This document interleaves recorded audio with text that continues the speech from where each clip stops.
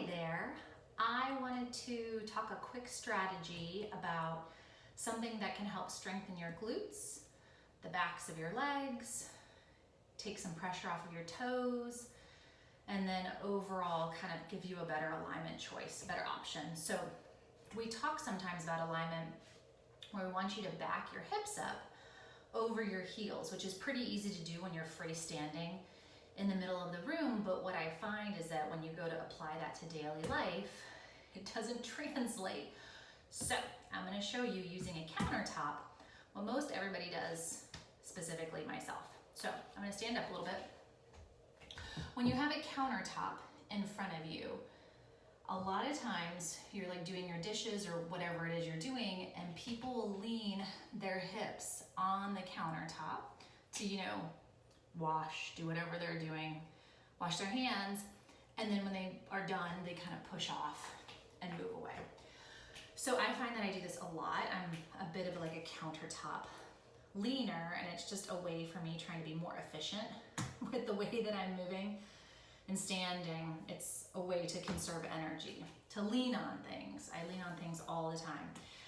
So if I need more strength through the backs of my legs, or that's something that I'm seeking, one thing I'm going to do is stop leaning on things, specifically, hips leaning forward on countertops. It puts an extra amount of pressure on the lumbar. It puts all the weight on your toes. It kind of lets the belly fall out. So just things to kind of watch out for. So the other strategy to doing this, if you have something in front of you that you need to get to, and leaning is usually your way to get there, is a hip hinge.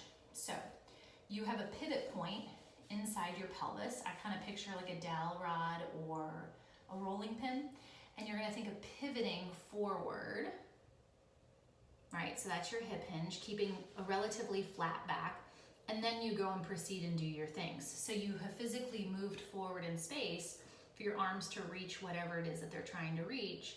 You're just not like falling forward on your legs to get you there, right? So we like to back our hips up over our heels so that our thighs are a little bit more vertical.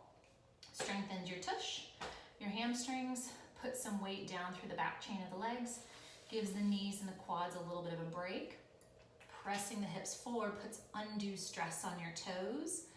It can encourage some bunioning, puts a lot of shearing in the lumbar, a lot of belly release. So if we back our hips up and translate it to our daily life, like washing your hands, washing your face, washing the dishes, whatever you're doing, like at a countertop, chopping things, cooking.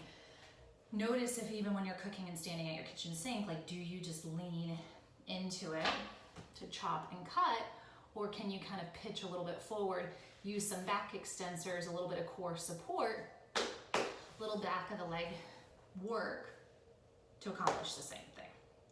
Because it's all about translating all these great principles into daily life. All right, thanks. Let me know if you have any questions, and that's our fun fact and tip for today.